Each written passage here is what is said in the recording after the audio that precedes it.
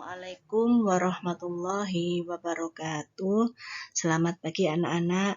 Pada hari ini kita akan belajar bersama mulai di tahun ajaran baru 2020-2021 dengan tema organ gerak pada hewan dan manusia.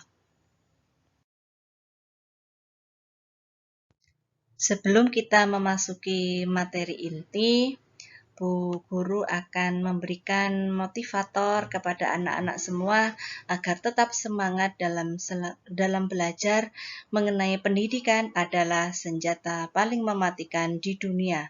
Karena dengan pendidikan, kalian dapat mengubah dunia. Kita memasuki di subtema 1, yaitu organ gerak pada hewan. Seperti yang kalian lihat di gambar, di situ ada kelinci dengan menggunakan organ geraknya berupa kaki dengan cara dia melompat. Ada sebuah percakapan antara anak dengan bapaknya. Si anaknya berkata, "Kelinci itu sangat lucu, Pak. Bulunya tebal dan gerak-geriknya lincah.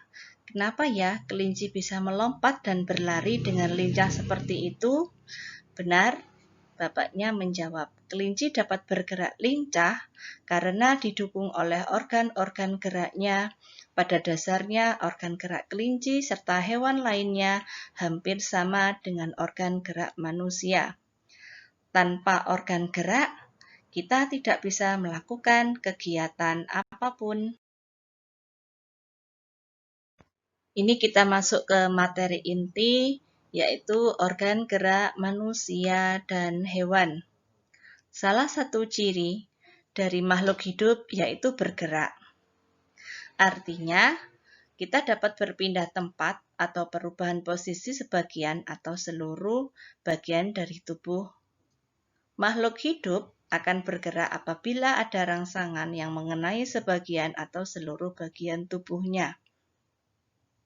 Organ gerak yang berguna untuk berjalan, berlari, melompat, meloncat, memegang, menggali, memanjat, berenang, dan sebagainya.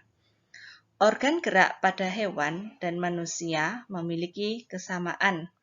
Alat-alat organ gerak yang digunakan manusia dan hewan ada dua macam, yaitu berupa tulang dan otot. Tulang disebut dengan alat gerak pasif, sedangkan otot disebut juga dengan alat gerak aktif. Mengapa tulang disebut alat gerak aktif? Karena tulang tidak dapat berpindah dengan sendirinya. Tanpa adanya alat gerak aktif yang mempengaruhi tulang, maka tulang-tulang pada manusia dan hewan akan diam dan tidak dapat membentuk alat pergerakan yang sesungguhnya. Dan mengapa otot disebut alat gerak aktif?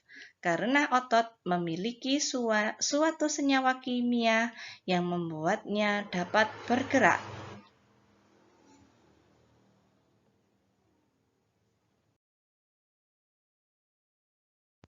Setelah Bu Guru membacakan teks yang pada slide 5 dan 6, maka disitulah terbentuk suatu paragraf.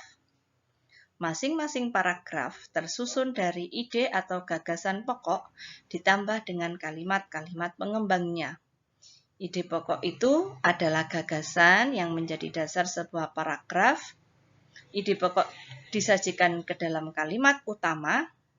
Kalimat utama itu yang memuat ide pokok bisa berada di awal, di tengah, ataupun di akhir paragraf.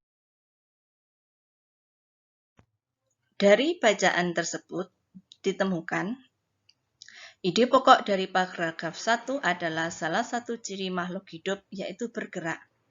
Kalimat pengembangnya dari paragraf 1 terletak pada kalimat kedua dan ketiga.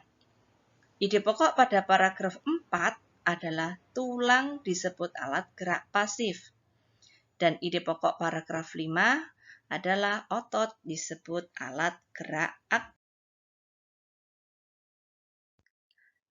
Dari penjelasan yang sudah dijelaskan Bu Guru tersebut, maka Bu Guru akan mengadakan evaluasi ataupun latihan soal. Selamat mengerjakan. Terima kasih. Assalamualaikum warahmatullahi wabarakatuh.